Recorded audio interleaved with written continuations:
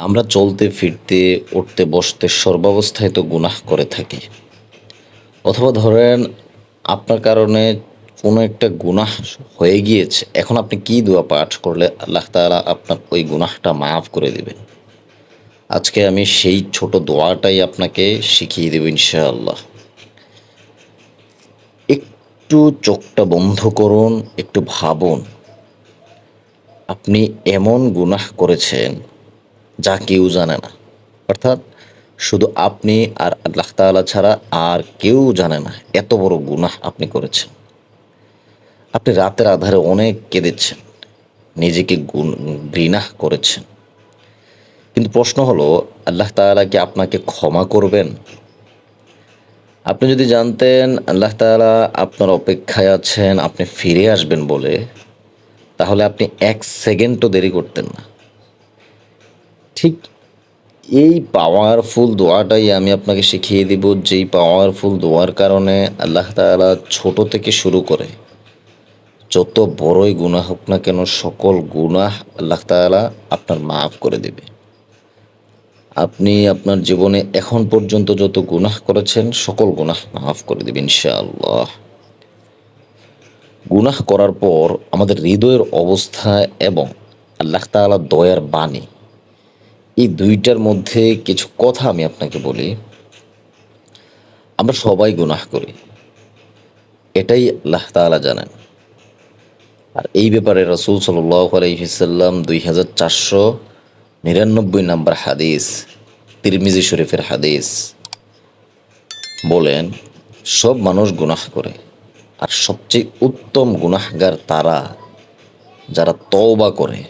অর্থাৎ এ দুনিয়ার সকল মানুষের দ্বারাই গুনাহ সংগঠিত হয়, কিন্তু সবচেয়ে উত্তম কারা? যারা তওবা করে। আবার সূরা জুমারের ৫৩ নম্বর আয়াতে এই ব্যাপারে আল্লাহ তাআলা বলেন, হে আমার বান্দারা, যারা নিজেদের উপর সীমা লঙ্ঘন করেছ, তোমরা আল্লাহর রহমত থেকে নিরাশ হইও না। অর্থাৎ দেখেন, এখানে একটু মনোযোগ দিয়ে শোনেন। নিজেদের উপর সীমা লঙ্ঘন করেছ, অর্থাৎ নিজের উপর অনেক গুনাহ করে ফেলেছেন, নিজের জন্য, নিজের ক্ষতির জন্য, অর্থাৎ আপনার জন্য ক্ষতি এমন কিছু করেছেন, তাদেরকে আল্লাহ তাআলা বলতেছেন তোমরা আল্লাহর রহমত থেকে নিরাশ হইও না। তার মানে রাস্তা খোলা আছে। তো এখন আপনি একটু কল্পনা করেন, আপনি এত বড় গুনাহ করেছেন আপনার জীবনে, আর আল্লাহ তাআলা আপনাকে বলছেন তুমি ফিরে আসো, আমি তোমাকে ক্ষমা করে দেব। তাহলে অবশ্যই আপনি ফিরে আসবেন। কেন আপনি আসবেন না? কারণ আপনি তো জানেন মৃত্যুর পরে আপনার আমলনামা দেওয়া হবে, আপনার সকল কৃতকর্ম এখানে লিখা থাকবে। তখন যদি আপনি আপনার কৃতকর্ম ভালো না লেখা আসে, আপনার জন্য শুরু হয়ে যাবে কঠিন থেকে কঠিন শাস্তি। আর যদি আপনার এই আমলনামা ভালো হয়, তাহলে আপনাকে জান্নাতে দেওয়া হবে। ঠিক ওই আমলনামা ভালো হওয়ার জন্য অথবা মৃত্যুর পরে জান্নাত পাওয়ার জন্য আপনাকে এই দুনিয়ায় আমল করে যেতে হবে, এই দুনিয়ায় ইবাদত করে যেতে হবে। আপনার যত গুনাহ আছে, আপনার যত পাপ আছে, সকল পাপ এই দুনিয়া থেকেই মুছে যেতে হবে আপনাকে। তো এখন আপনি কি করবেন? ধরেন আপনার কারণে কোনো গুনাহ সংগঠিত হয়ে গিয়েছে, অথবা আপনি জীবনে অনেক গুনাহ করে এসেছেন, এখন আপনি কি করবেন? প্রথম কথা আপনার ১ নাম্বার, তওবা করুন। এখন যে অবস্থায় আছেন ওই অবস্থাতেই তওবা করেন, খাঁটি তওবা। আল্লাহ তাআলার কাছে বলেন, হে আল্লাহ, আমি গুনাহ করেছি, আমি জানি না তুমি ক্ষমা করবে কিনা, কিন্তু আমি তোমারই দরজায় ফিরে এসেছি, আমাকে তুমি ক্ষমা করে দাও। এভাবে তার কাছে তওবা করেন। এখন দ্বিতীয় নম্বর আরেকটা করণীয় আছে, আপনার কাজ আছে। সেটা কি? এই তওবাটার জন্য একটা শর্ত রয়েছে, মানে তওবা কবুলের ৩টা শর্ত আছে। আমরা অনেকেই জানি না এটা। তো ৩টে শর্তের মধ্যে কি? প্রথম শর্ত হচ্ছে গুনাহ স্বীকার করা। অর্থাৎ আপনি যেটা করেছেন, যে পাপ করেছেন ওইটার কথা স্বীকার করা। দ্বিতীয় নাম্বার, ওই গুনাহের জন্য লজ্জিত হওয়া। 3 নাম্বার, ভবিষ্যতে ওই গুনাহ আর করবেন না এরকম প্রতিজ্ঞা করা। তওবার মধ্যে এই 3টা জিনিস থাকতে হবে, তাহলেই আপনার ওই তওবা খাঁটি তওবা হয়ে যাবে ইনশাআল্লাহ। 3 নম্বরে, কিছু আমল শুরু করুন। কিছু আমল কি? যেমন ধরেন নামাজ পড়বেন, কোরআন তেলাওয়াত করবেন, দান সদকাহ করবেন, সমাজে কিছু ভালো কাজ করার চেষ্টা করবেন, নিজের সাধ্য অনুযায়ী চেষ্টা করবেন। তবে নামাজ কোরআন পড়া কন্টিনিউ করবেন। কেন? সূরা হুদের 114 নম্বর আয়াতে আল্লাহ তাআলা এই ব্যাপারে বলেন, নিশ্চয়ই ভালো কাজগুলো মন্দ কাজগুলোকে মুছে দেয়। অর্থাৎ ভালো কাজ করলে আপনার গুনাহ কেটে যাবে। আরেকটা ছোট্ট দোয়া পড়বেন, যেই দোয়াটার কথা আমি ভিডিওর প্রথমে বলেছি। সেই দোয়াটা কি?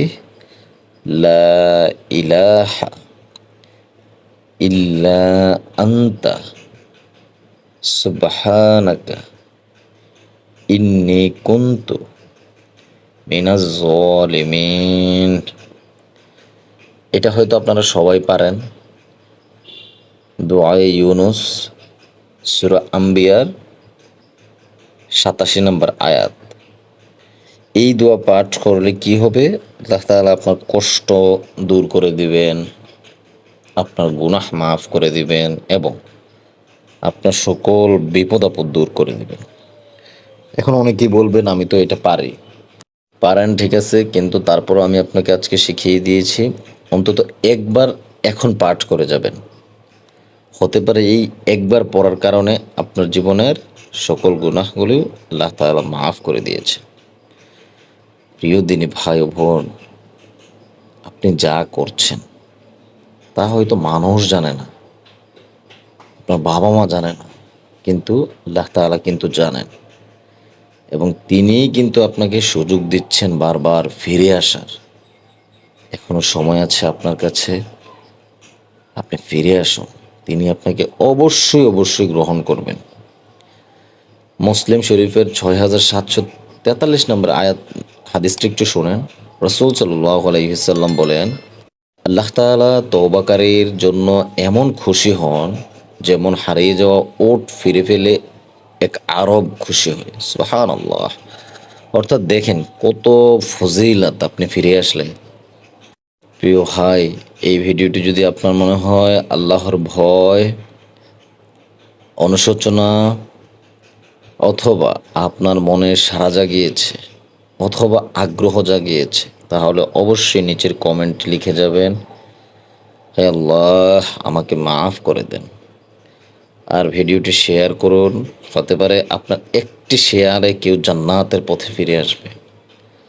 আল্লাহ তাআলা আমাদের সবার গুনাহগুলি মাফ করে দেয়, আমিন। ভালো থাকবেন। আসসালামু আলাইকুম ওয়া রাহমাতুল্লাহি ওয়া বারাকাতুহু।